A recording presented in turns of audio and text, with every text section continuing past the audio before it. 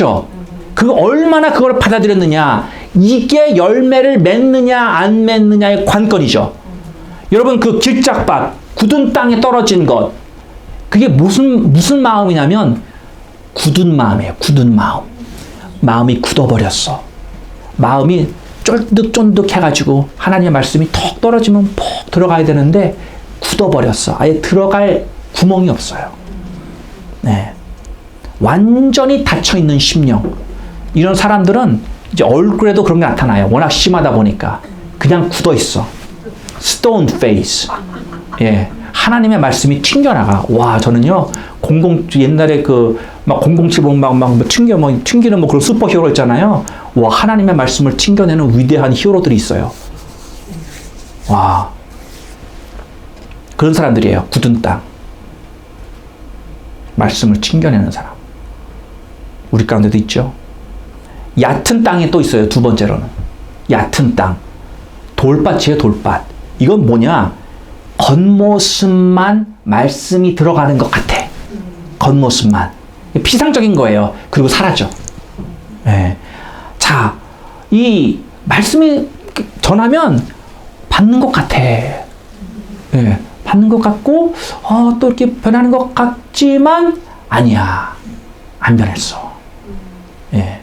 이건 돌짝밭. 잠깐 나온 것 같은데 깊지가 않아. 뿌리가. 깊이 못 들어간 거예요. 그러니까 열매가 없다. 또 세 번째, 잡초밭. 잡초밭은 뭐예요? 이것은요, 혼란한 상태에 빠져있는 심령이에요.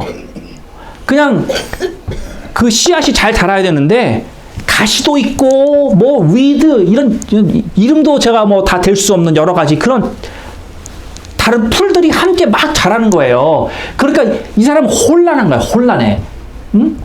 이것저것 신경 쓰는 게 너무 많아. 너무 많아. 한 가지, 예수님께 집중해야 되는데 그 예수님께 집중하지 못하는 게 뭔 일들이 자꾸만 뭐 신경 쓸 게 많아요. 여기저기 에너지가 분산돼요. 신경이 분산돼요. 삶이 막 그냥 복잡해. 그러니까 성장할 수 없더라. 왜? 설교를 들어도 뒤돌아 나가면 내가 뭘 들었는지 기억도 안 나고 성경 공부를 해도 배우는 게 하나도 없고 뭘 배웠나? 예. 여러분 성경 공부를 하고 제자 훈련하면서 내가 뭘 배웠는지 잘 모르겠다. 그런 생각이 들면요. 스스로를 한번 살펴보셔야 돼요. 내가 교만 가운데 빠져 있는지. 예. 교만한 사람이 말씀을 안 받아요. 배우지 못해요. 여러분, 어린아이한테도 배울 게 있다고 그러죠? 교만한 사람은요, 어린아이가 아니라 하버드 프로페서를 데려다놔도 못 배워요. 예. 정말 어떤 면에서 어떤 말하는 스피커가 저는 조금 스타일이 다르죠. 좀 이렇게 막 애니메이트하지만 그런데 여러분 굉장히 보링하게 말하는 사람이 있어요. 예, 저는 아직도 잊지 못하는 고신 출신 목사님이 아직도 기억이 납니다. 청년 때 들었던 나를 조름의 나라로 보내버렸던. 완전히 모노톤. 똑같아, 톤이. 그러면서 변화도 없어. 얘기를 그냥 쭉 하는데 나한테는 너무 힘들었어요. 왜냐? 솔직히 말하면요. 잠만 안 들었으면 배울 게 있었죠. 그쵸? 배울 게 있었어요. 내가 못 배운 거지. 그 사람을 탓할 수 없는 거예요. 여러분, 갈급하면 받게 돼 있어요. 갈급하면. 이건 진리예요, 진리. 갈급하면 하나님이 분명히 주셔. 두 번째로 성경을 먼저 받아줘야 되고요. 두 번째로 성경을 규칙적으로 읽어야 됩니다. 성경은 맨 처음에 성직자들에게만 주어졌습니다. 다른 사람들은요, 이게 보통 사람들은 성경에 접근할 수도 없었어요. 읽어도 읽지도 못해요. 알지도 못하고. 왜냐면 다른 언어로 적혀 있기 때문에, 뭐 라틴 이런 걸로. 그러니까 일반 성도들에게는 성경의 말씀이 주어지지 않았었어요. 그런데 최근에 되어서 이 말씀을 직접 읽는 그런 시대가 되었단 말이죠. 다른 말로 표현하면 뭐예요? 예전에는 누리지 못했었던 걸 여러분이 누리는 특권이 주어졌다는 거예요. 그래서 성경을 우리가 읽어야 되는데 그런데 성경 읽기보다는 세상 뉴스 읽기에 시간을 더 할애하고 관심을 썼고 하루에도 몇 시간씩 텔레비전을 보지만 성경의 말씀 뭐 하루에 5분이나 읽을까? 그러면서 내가 변할 거라고 생각하면 착각이죠. 예, 변할 수가 없어요. 여러분 내가 뭐 3시간씩 정말 드라마 봐봐요. 잠잘 때도 드라마 생각나죠. 그쵸? 어쩌면 설교 시간에 이 말씀을 듣고 있으면서도 여러분 드라마 생각이 스치고 지나가는 사람들이 많을 거예요. 응? 예. 예. 그러면서 하나님의 말씀은 거의 읽지 않는데, 그렇죠? 3시간 TV 보면서 3분 성경 읽었다. 잽이 됩니까? 안 바뀌죠. 세 번째, 성경을 공부하고 연구해라. 성경을 공부하고 연구해야 됩니다. 성경을 읽는다라고 하는 건 뭐예요? 성경을 읽는 거는 그냥 뭐 몇 장 1절서부터 뭐 이렇게 쭈루룩 뭐 그냥 뭐 한 장을 읽다든지 그냥 쭉 그냥 내리 읽는 거잖아요. 성경을 공부하고 연구하는 것은 뭐냐? 질문을 던지는 거예요. 질문을. 내가 읽은 것에 대해서 이게 왜 이러지? 무슨 일이 일어난 거지? 이런 질문들을 던질 수 있어야 된다는 거죠. 네. 기드온의 이야기를 읽으면서 천사가 기드온에게 찾아와요. 지금 자기의 포도를 빼앗길까봐 지금 숨어서 지금 간신히 지금 포도를 짜고 있는데 그렇게 나타나가지고 그에게 하나님의 용사여, mighty warrior 그렇게 칭호를 붙인단 말이에요. 지금 무서워서 숨어서 떨고 있는 기드온에게 그런 얘기를 하면서 딱 떠오르는 게 아니 왜? 내가 볼 때 이 사람은 두려워하는 사람인데 왜 하나님이 이 사람에게 그렇게 호칭을 붙여줬지? 그런 질문들이 떠올라야 된다는 거예요. 어떻게 해서 이렇게 됐지? 왜 그랬을까? 무엇이 사람을 저렇게 만들었을까? 가롯 유다가 예수님을 팔았는데 가롯 유다만 나쁜 놈이냐? 왜 가롯 유다가 뭐 때문에 그런 아주 극악한 일을 했을까? 가롯 유다가 과연 뭐가 모자란 사람이길래 그 중에서 가장 똑똑한 12명 중에서 가장 똑똑한 사람이었는데 무엇이 이 가롯 유다로 하여금 그런 천인공노할 스승을 팔아먹는 짓을 왜 했을까? 과연 무엇이 그 마음을 그렇게 만들었을까? 이런 질문들이 내가 그 말씀을 읽으면서 떠올라야 되는 거예요. 그리고 적어보는 거예요. 찾아보는 거예요. 이거 아니면 물어보든가 고민하는 거예요. 정답이 금방 찾아지지 않을 수도 있겠죠. 그러나 거기에 내 고민을 적는 거예요. 이게 내가 나중에라도 내가 그때 그랬지 라고 답을 하나님이 주실 때도 있다는 말이죠. 성경을 읽을 때 그냥 읽는 게 아니다. 공부하는. 그 다음 말씀을 묵상해야 됩니다. 묵상. 여러분 묵상하면 사람들이 어떻게 생각하냐면 마음을 비우고 그리고 여러 이런저런 생각에 잠기는 거를 묵상한다라고 생각을 하는데 성경에서 말하는 묵상은요. 한 가지에 초점을 맞추고 생각하는 거예요. 한 가지에 초점을 맞춘다. 그러니까 한 구절을 선택해서 계속 숙고하는 거예요. 계속해서 되씹는 거예요. 설교 말씀도 일주일 내내 묵상하는 겁니다.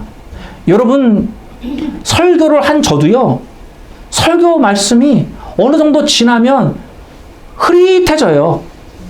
예.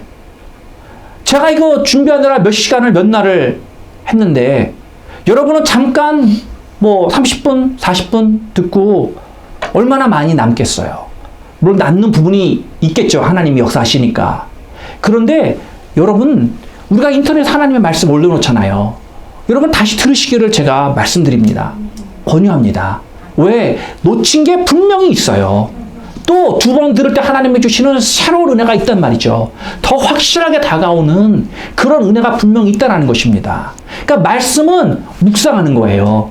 그냥 한 번 읽고 끝나는 게 아니고 한 번 듣고 끝나는 게 아니고 여러분 우리 반석 카톡방에다가도 제가 새벽 기도든지 또는 수요 예배든지 말씀을 올립니다. 왜 올리는 것 같으세요? 들으라고 올리는 거예요. 한 번 듣는 해서 여러분이 참석했다라고 끝내지 마시고 내가 은혜된 게 있었으면 다시 한 번 듣고 싶네. 아니면 내가 딴 생각하느라 못 들은 게 있어. 또 한 번씩 듣고. 정말 리더들은요, 이런 거를 몇 번씩 들어주셔야 돼요. 저와 같은 신학의 세계, 저와 같은 말씀의 세계, 저와 같은 비전을 공유하고 함께 나아간다고 하려면 여러분이 그런 것들을 다 이해하시고 그런 것들을 여러분이 섭취해야 돼요. 내 걸로 만들어야 돼요. 그래서 그런 사람으로 세워져야지 우리가 함께 갈 수 있는 것입니다. 여러분, 걱정이라는 게 뭔지 알죠? 걱정. 근심 걱정할 때 걱정. 걱정과 묵상의 공통점이 있습니다. 공통점이 뭔지 아세요? 묵상과 걱정의 근심의 공통점. 한 가지에 포커스한다라는 거예요. 여러분, 걱정과 근심은 뭐에 포커스를 해요? 부정적인 거에 대해 포커스를 합니다. 그렇죠? 부정적인 거를 포커스하면 자연적으로 걱정, 근심이 올라오게 돼 있어요. 예. 그런데 묵상은 어디에다가 포커스를 해요? 하나님의 말씀. 예, 하나님의 말씀을 초점을 맞춰서 내 자신을 돌아보는 거예요. 말씀은요, 항상 내게 주시는 거예요. 내게. 김 집사도 아니고, 박 집사도 아니고, 이 원사님도 아니고, 나요, 나. 나에게 주어주신 거다. 제가 여러분들에게 하나님의 말씀을 암송하라고까지는 안 하겠어요. 묵상까지는 하셔야 돼. 그 수준까지는 가자고요. 시편 119편 97절의 말씀 보면은 내가 주의 법을 어찌 그리 사랑하는지요. 내가 그것을 종일 묵상하나이다. 하나님의 말씀 사모하십니까? 묵상하시기 바랍니다.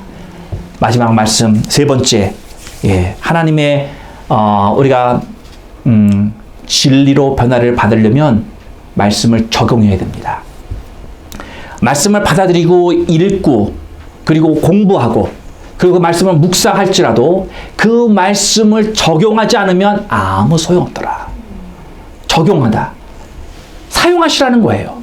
삶에서 그렇게 살라라는 거예요. 하나님의 말씀을 행하는 자가 되라.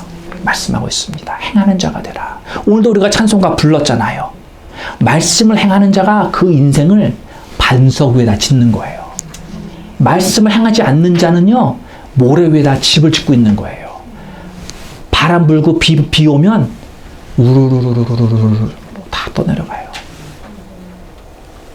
여러분이 설교 말씀 듣고 성경 공부하고 제자 훈련까지 참석하고 다 해도 배운 대로 살지 않으면 다 꽝이다. 예. 그래서 제가 제자 훈련에서 누누이 강조하잖아요. 결코 지식으로 삼으면 안 된다. 그렇게 살아야 된다. 그렇게 살도록 몸부림치자. 그렇게 살도록 그렇게 내 자신을 치고 또 쳐서 그 말씀대로 살도록. 그게 제자가 되는 거다. 반드시 적용해야 됩니다. 반드시 내면화 시켜야 됩니다. 반드시 실체화 시켜야 됩니다. 하나님의 말씀은 그냥 들으라고 주는 게 아니에요. 하나님의 말씀은 그렇게 살아라 라고 우리에게 주신다고 하는 것을 믿으시기를 바랍니다. 아멘. 마태복음 7장 24절 이렇게 말씀하십니다. 그러므로 누구든지 나의 이 말을 듣고 행하는 자는 그 집을 반석 위에 지은 지혜로운 사람 같으리니. 요한복음 13장 17절에 너희가 이것을 알고 행하면 복이 있으리라. 뭘 행해요? 말씀대로 행하면 복이 있으리라. 말씀 맺겠습니다. 사랑하는 성도 여러분, 말씀을 적용하는 건 힘이 듭니다. 내가 포기해야 되는 게 생겨요. 내가 하고 싶지 않은 걸 해야 될 때가 있어요. 아깝고 어렵고 고통스러워요. 하나님의 말씀대로 산다는 것은. 말씀은 내 악한 동기를 드러냅니다. 말씀은 내 잘못을 지적하고요. 말씀은 내 죄를 꾸짖고요. 내가 변하기를 촉구합니다. 무디 목사님이 이런 말씀하셨습니다. 성경은 정보를 위한 책이 아니라 변화를 위한 책이다. 아멘. 여러분의 삶에서 성경의 말씀을 기준으로 삼으시고 내 것으로 만드셔서 그리고 적용의 단계까지 이루셔서 예수님을 닮아가는 그러한 성도님들 다 되시기를 주님의 이름으로 축원합니다. 네. 기도하겠습니다.